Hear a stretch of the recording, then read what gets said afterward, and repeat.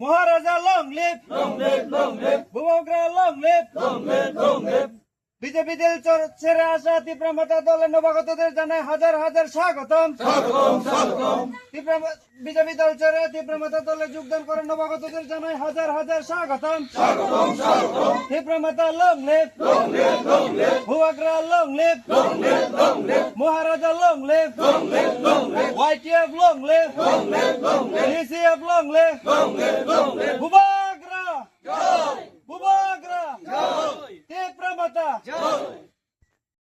আজকে আমরা জয়েনিং করতেছি। আমরা সমস্যা হইলে কিন্তু রাস্তাঘাট একটু সমস্যা আর জোরের প্রবলেম একটু আমরা পাইনি। দীর্ঘদিন তো অবশ্যই মাত্র যে বয় গেছি এমনি রইল। আমরা শিশু প্রবলেম ব্যবহার করতে পারা আমরা নদীতে জল আনি খাওয়া লাগে। এইটা লিখে আমরা জয়েনিং করলাম। কিছু কারেন্টেরও কিছু সমস্যা। 69 ভোটার, 19 পরিবার টোটাল।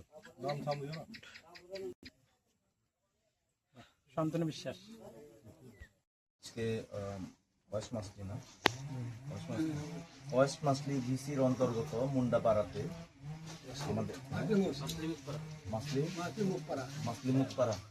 মাসলি মুখপাড়াতে আমাদের যে তীব্রমতার উদ্যোগে যে ঘরোয়া সভা, এই ঘরোয়া সভায় উপস্থিত আমাদের সবার সম্মানীয় সভাপতি উপস্থিত রয়েছেন, আমাদের 48 নং করমছড়া টিএমকের সম্মানীয় ব্লক সভাপতি অভিজিৎ ত্রিপুরা মহোদয়, আমাদের YTF এর সেক্রেটারি ইউজিন মারাক, আমাদের ভিসি চেয়ারম্যান রুজনা রিয়া এবং PCF এর রাজীব সরকার এবং যারা যারা এখানে উপস্থিত রয়েছেন তাদেরকে সবাইকে আমার আন্তরিক শুভেচ্ছা এবং অভিনন্দন।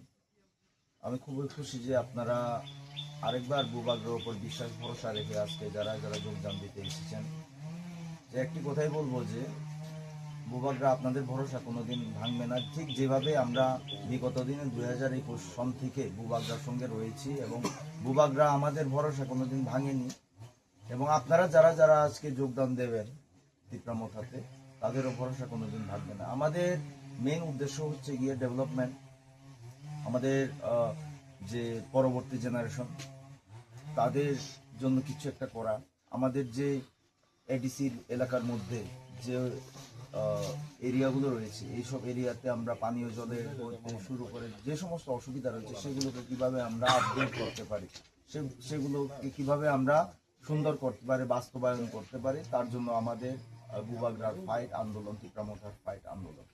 এবং সেই কাজ করতে গেলে আমাদের ভূভাগ্যা হোক বা আমাদের নেতৃত্বরা হোক বা আমি বর্তমানে পাবলিক রিপ্রেজেন্টেটিভ হিসেবে এমডিসি হয়েছি, আমরা একা করতে পারবো না, আপনাদের সহযোগিতা লাগবে। কিসের সহযোগিতা লাগবে? যে কোনো কিছু একটা করতে গেলে একটা প্রসেস থাকে।